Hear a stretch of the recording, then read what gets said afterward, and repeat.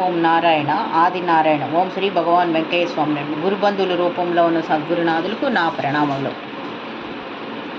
భగవాన్ వెంకయ్య స్వామి వారి భక్తులు నూతేటి ప్రభాకర్, నూతేటి కామేశ్వరమ్మ గారు వారి అమ్మాయి పేరు పావని. ఈ అమ్మాయి మెడిసిన్ చేయడం కోసం కోచింగ్ తీసుకుంది.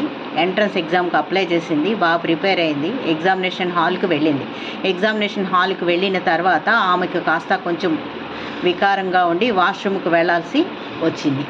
దాంతో ఆమెకు ఒక అరగంట పైగా సమయం వృధా అయింది. మిగిలిన సమయంలో ఎగ్జామ్ రాసింది, కానీ సంతృప్తిగా రాయలేకపోయింది.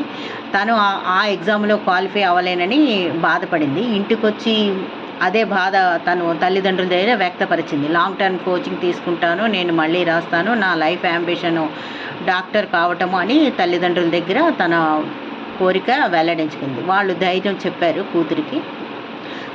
కానీ ఆ తర్వాత రిజల్ట్స్ వచ్చాయి. ఆ రిజల్ట్స్లో ఆ అమ్మాయికి ఇండియాలోనే 7th ర్యాంక్ వచ్చింది. ఇది శ్రీ భగవాన్ వెంకయ్య స్వామి వారు చేసిన మహా అద్భుతం. ఓం నారాయణ ఆది నారాయణ. ఓం నారాయణ ఆది నారాయణ.